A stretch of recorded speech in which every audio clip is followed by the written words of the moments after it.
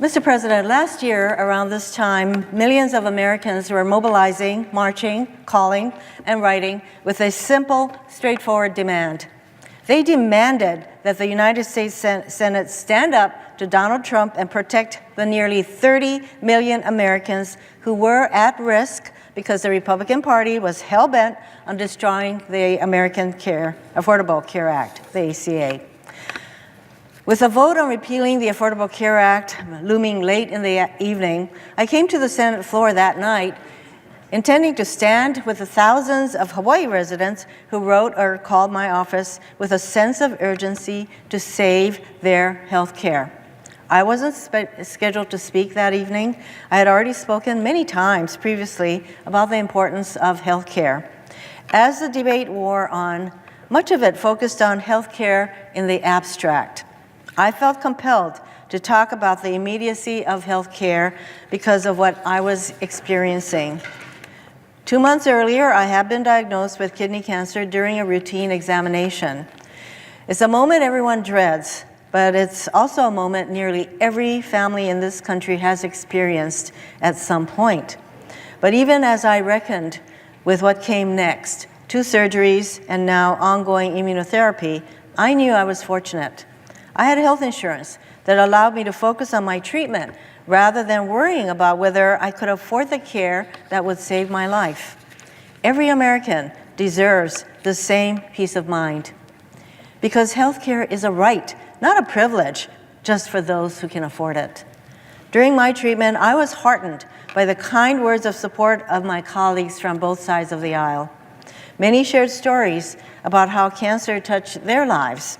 For some, it was a personal battle. For others, it was a child, a parent, or a spouse. I was touched by their compassion. It meant a lot to me to know so many people were pulling for me. But I was dismayed that evening on the Senate floor because the empathy that my colleagues showed me did not extend to the millions of people who would lose their health care if the ACA was repealed that night.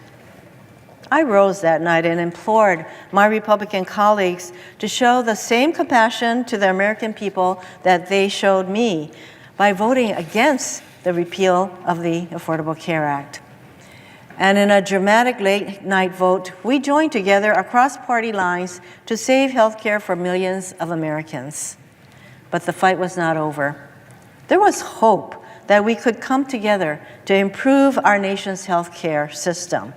We got off to a good start with Senators Murray and Alexander's good faith negotiations on a plan that would have helped stabilize insurance markets and provide a path forward to strengthening our country's healthcare system.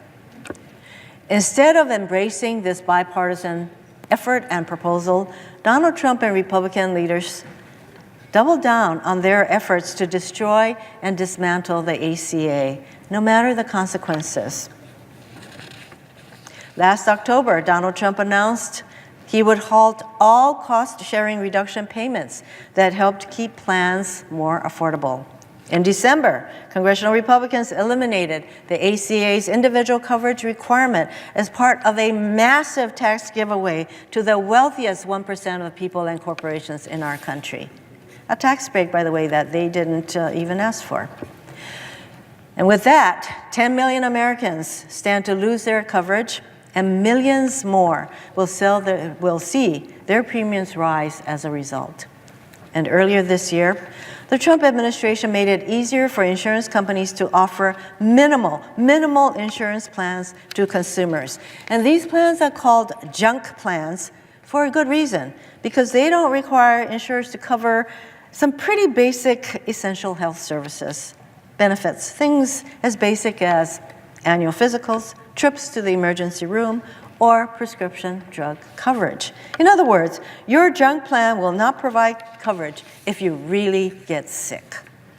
2 weeks ago, the president announced a draconian cut to the ACA's Navigator program, a program that helps people sign up for health coverage. In Hawaii, funding for ACA navigators is a particularly critical tool for outreach to the COFA community. And these are citizens of the Republic of the Marshall Islands, the Federated States of Micronesia, and the Republic of Palau, living and working in the United States as part of our compact or free association with these countries. COFA citizens live, work, and pay taxes in the United States, but face significant health challenges and a difficulty accessing health care. Under current federal law, COFA citizens are ineligible for Medicaid. They are, however, eligible for subsidized health coverage under the ACA. This is where the Navigator program comes in.